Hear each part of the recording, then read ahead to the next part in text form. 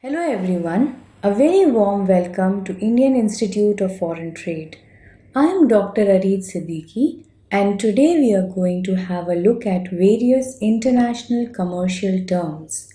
When we say international commercial terms, they are commonly understood as Incoterms or delivery terms.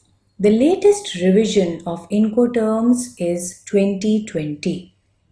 When we talk about Incoterms, a very important thing which we should keep in mind is that these Incoterms are same across the globe and they clearly define the division of risk and cost between the seller and the buyer. In total, the International Chamber of Commerce has provided 11 Incoterms. These 11 Incoterms have been divided into four broad categories. These four categories again specify the division of risk and cost between the buyer and the seller, and hence the 11 Incoterms which we are going to understand today are ex works, free alongside, free carrier, free on board, carriage paid to, carriage and insurance paid to, delivered at place unloaded, delivered duty paid, carriage insurance and freight, and carriage and freight. So in total, there are 11 Incoterms which we are going to analyze, understand and individually examine and see their role in smooth functioning of international trade. So friends, let us begin with the presentation now. Incoterms, as we have just understood from the introduction, have been given by International Chambers of Commerce. The International Chambers of Commerce first gave its Incoterms in 1936, after which these Incoterms have been continuously revised, and the latest Incoterms applicable are Incoterms 2020. One thing we should always keep in mind is that it is always beneficial to use the latest revision of Incoterms, because as Incoterms are not laws, they are simple rules. It is between the exporter and the importer to decide upon the Incoterm applicable in the contract. Whenever we want to read about the Incoterms, we should always prefer to analyze and understand them from the website of International Chambers of Commerce. These Incoterms are self-contained and entire information is available on the website of International Chambers of Commerce. The Incoterms that we are going to see today are broadly used in a contract and they become enforceable by law only when it is a part of the contract. These Incoterms help us in avoiding any kind of misunderstandings and dividing the cost and risk between the exporter and the importer in an international sales transaction. Apart from the buyer and the seller, it is the banks, the insurance companies and the carrying and forwarding agents which use these Incoterms. Incoterms basically are used by banks in terms of presenting or negotiation of documents and realizing payment by the exporter. Incoterms are used by insurers in order to give the claim in case of loss of damage to the goods by the insurance agencies to either the exporter or the importer. While Incoterms help us in understanding the handling requirements between the carrying and the forwarding agents. These carrying and forwarding agents are mainly appointed by either the exporter or the importer, and hence this Incoterm helps in conveying to the forwarders that how to handle the goods, till what point do we handle the goods, whether it is the exporter or the importer. Before we begin with the Incoterms, one very important thing that we should understand is the definition of delivery. Incoterms 2020 have clearly defined delivery as a point where transfer of risk and cost moves from the seller to the buyer. It is basically an indication of risk of loss or damage and which party is responsible for that risk or loss. It does not mean, or delivery does not mean, that goods have reached the customer or goods have entered the buyer's country. Delivery can happen as per Incoterms anywhere in the seller or the buyer's country. So another important definition that we need to understand before we move towards Incoterms is the definition related to transportation. Definition of pre-carriage, definition of main carriage and on carriage. ICC gives these three parts, these three legs of transportation to understand an Incoterm effectively. When we say pre-carriage, it is mainly movement of goods within the exporter's country. When we talk about on carriage, it is mainly movement of goods within the importer's country. When we say main carriage, this is the most important part of a contract of an Incoterm because it is during the main carriage stage that goods are moving from one country to another.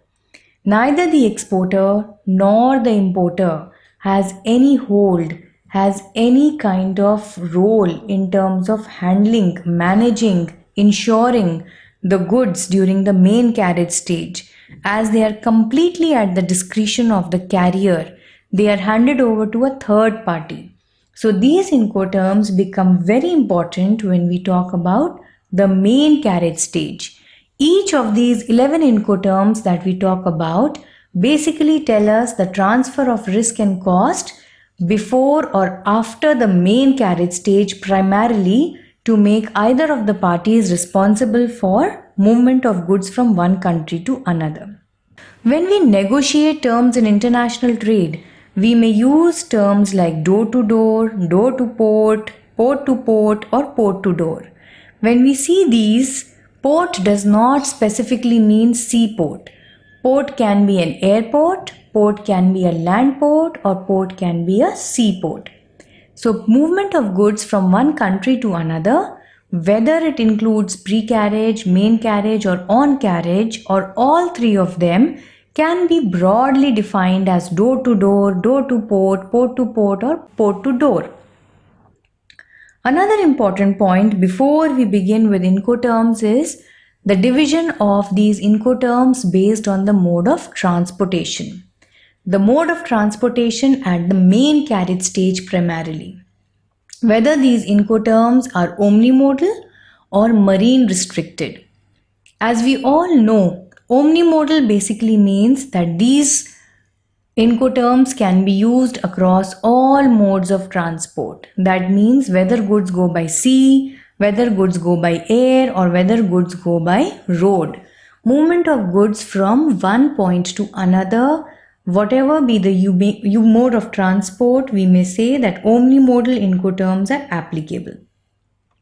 Whereas marine restricted Incoterms are applicable only when goods go by sea. Incoterms specifically do not talk about packaging. Incoterms say that packaging of the goods should be such that they are fit for transportation. They do not give any specific means of packing or stowage of the goods on a container or on a vessel or on any other carrier. The important points which an Incoterm basically governs or makes clear between the two parties is that which party here means buyer or seller, that means either the exporter or the importer, which party is responsible for packaging the goods, which party is responsible for pre-carriage. Responsible means bear the risk and bear the cost.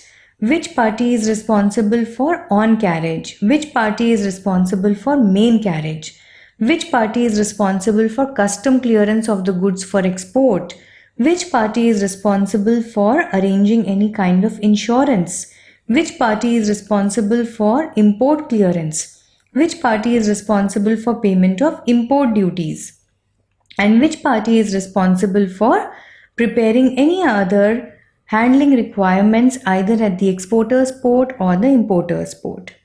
So friends, if you see here, Incoterms are basically dividing the risk and cost in terms of physical movement of the goods from one country to another. They do not talk about realization of payment. They do not talk about change of ownership. Incoterms are also not automatically applicable. It has to be specifically mentioned that an Incoterm is applicable to a transaction. Otherwise, it cannot be taken by default that whenever we are trading globally, an Incoterm would be applicable.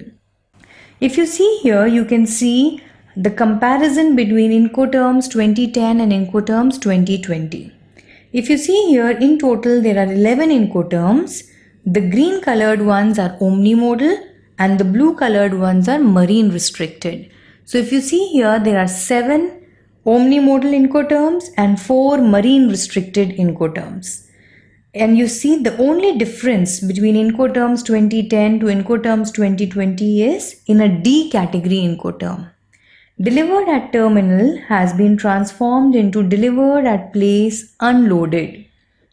These 11 Incoterms, if you see in ascending order, from Ex Works to delivered duty paid, we can see that the risk and cost which is borne by the exporter goes on increasing and that of the buyer goes on decreasing. So it depends from transaction to transaction that which Incoterm would be applicable. In a transaction, we can at the most apply one Incoterm because this is what brings clarity to movement of the goods. So as we move from Ex Works to DDP, we will see how the risk and cost of the seller goes on increasing and that of the buyer goes on decreasing. One very important thing before we begin with each of the Incoterms is that these Incoterms play an important role in terms of pricing. Higher the risk, higher the cost borne by a particular party, higher would be the invoice value. So if an exporter is willing to deliver DDP, then he will be willing to or he will be charging a higher price as compared to an Ex Works transaction. It's not only movement of goods but also pricing which may be impacted when we apply an Incoterm. Let us see each Incoterm in detail now, beginning with omnimodal Incoterms. The first Incoterm that we talk about is Ex Works. If you see here, against Ex Works, a named place in brackets is indicated. This named place basically is the point where transfer of risk and cost takes place from the seller to the buyer. Ex Works is the simplest of all Incoterms. It basically means that the exporter, the seller, bears the risk and cost of manufacturing and packaging the goods and placing the goods at the disposal of the buyer. Now it is the responsibility of the buyer to arrange for export clearance, to arrange for pre-carriage, main carriage, on carriage and import clearance. If you see here, Ex Works can only be applied when the importer is well averse with the regulatory requirements in the exporter's country. So if you see, we see the next Incoterm as we move ahead. The next Incoterm is free carrier. Free carrier basically means that the seller is responsible for manufacturing the goods, packaging the goods and also arranging for export clearance. The seller is responsible to bear the risk and cost of delivering the goods at a named place but within the exporter's country. FCA is a very versatile Incoterm because this named place can be anywhere in the seller's country. It can be a land port, it can be a midpoint, it can be a seaport. It depends upon the transaction, it depends upon the two parties that where is this named place. Moving ahead, if we see, the next category of Incoterm comes into the picture, which is carriage paid to, CPT. Now if you see the named place, it is clearly mentioned. The named place is in the buyer's country. If we have to define CPT, what do we say? The seller is responsible for bearing the cost till the goods reach the buyer's country. But The risk is limited till the time the goods reach the port in the or the place of delivery in the seller's country. When we say cost, cost here includes pre-carriage and main carriage and cost of clearance. But the risk, if you see, does not move together with the cost in case of CPT. The risk ends in the seller's country, but the cost extends up to the buyer's country. An improvisation over CPT is CIP. Why do I say it's an improvisation? It is an improvisation because the risk open to the buyer is magnanimous in case of CPT. Because the seller was responsible to bear the risk only till the point the goods reach the place of dispatch, point of dispatch in the exporter's country. From that point onwards, it was open for risk for the importer. So in CIP, what happens is the seller is responsible to take an insurance cover right from the time the goods are dispatched up to the time the goods reach the buyer's country. So CIP, the seller is responsible for bearing the cost of carriage and insurance till the time the goods are delivered in the buyer's country. Next, if you see, you have a D term, delivered at place unloaded. This is the term which has replaced delivered at terminal in Incoterms 2010. Here, if you see, the seller is responsible for delivering the goods up to the buyer's country and also unloading them. So if you see, it is mainly loading, unloading and transportation which is important here. One more very important thing which you must have seen across the slides is that it is mentioned insurance not covered. It's only two Incoterms, CIP and CIF, which include insurance cover.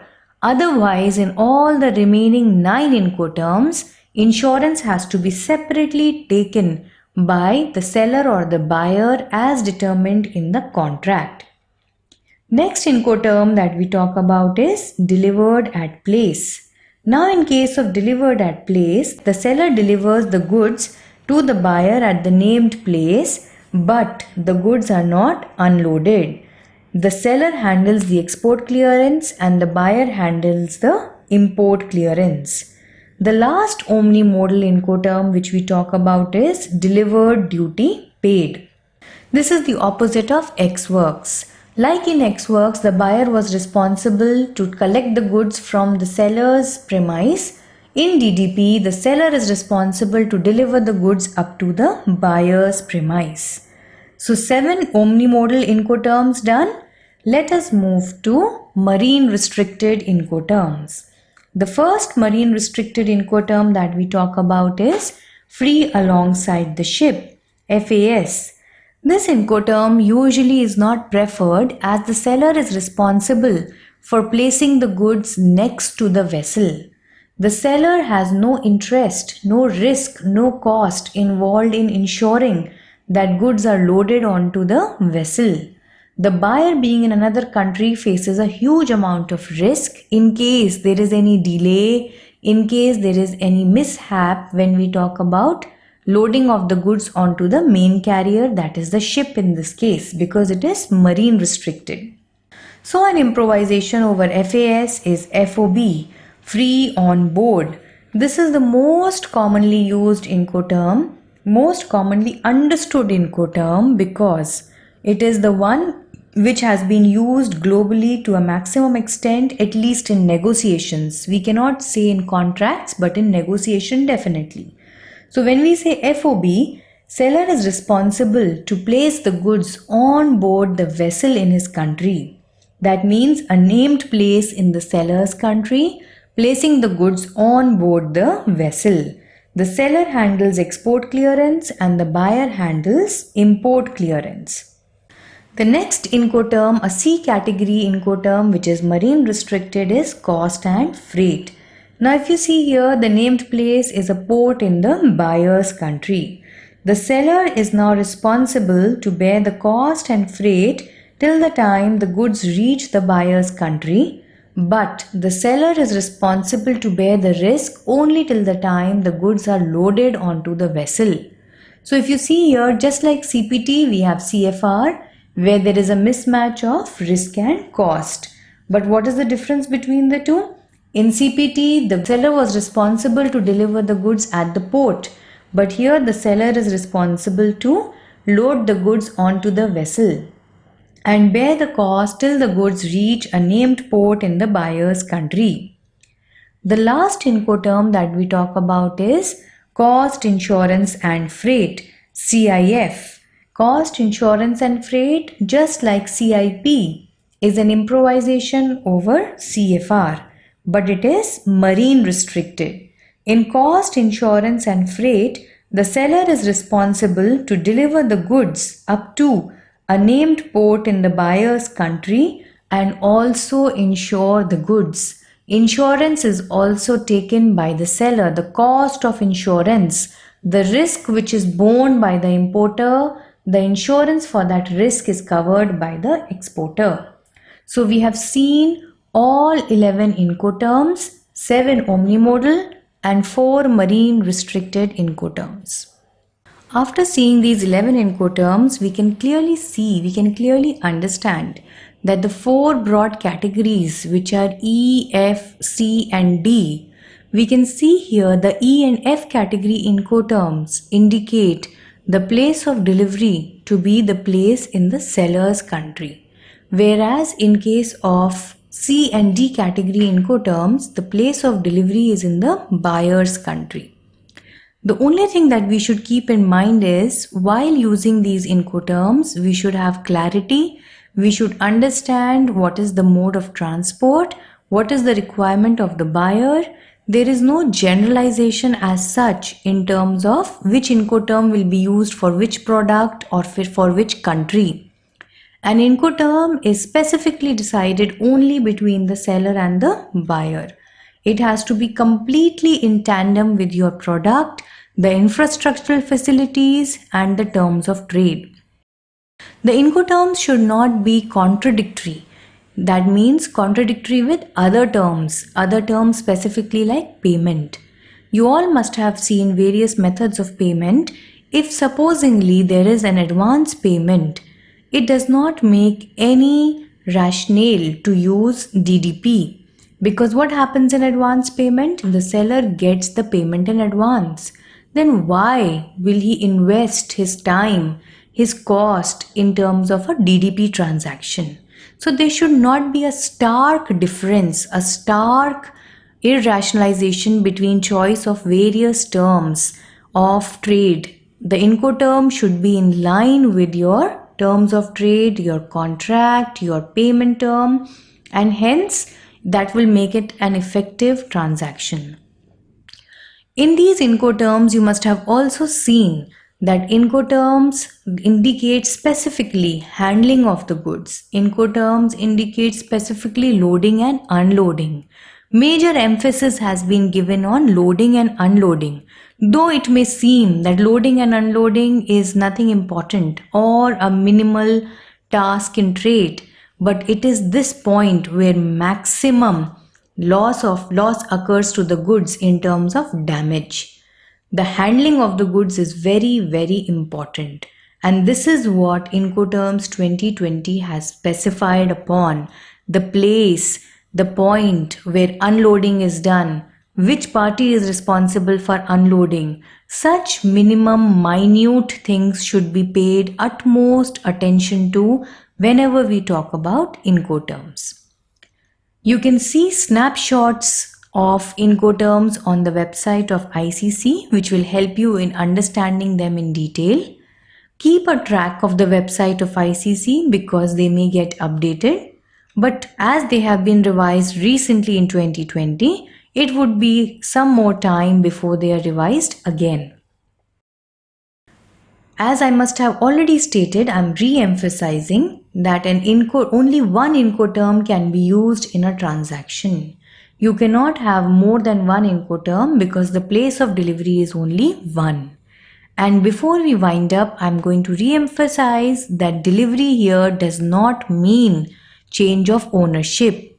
It only means change of custody. It only means change of risk or cost. It only means change of handling. It only means bearing the cost and the responsibility of various regulatory clearances between the two parties. An Incoterm is specifically decided only between the exporter and the importer. When we say exporter or the importer, whichever Incoterm is decided, these Incoterms become binding on their intermediaries. They may appoint various intermediaries to facilitate trade, and hence they may be used by them too.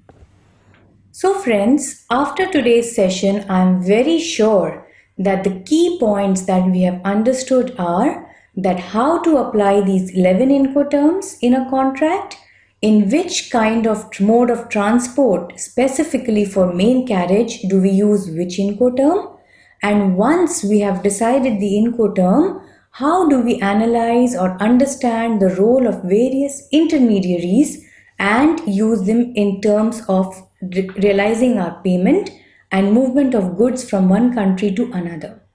We must have also understood how to handle the goods while we are using an Incoterm, whether it's the responsibility of the seller or that of the buyer. I'm very sure that after today's session, you all will be able to apply and utilize this knowledge in order to excel in your export or import trade effectively, and I wish you all the very best in your future endeavors. Thank you, and we are always there at IFT to help you.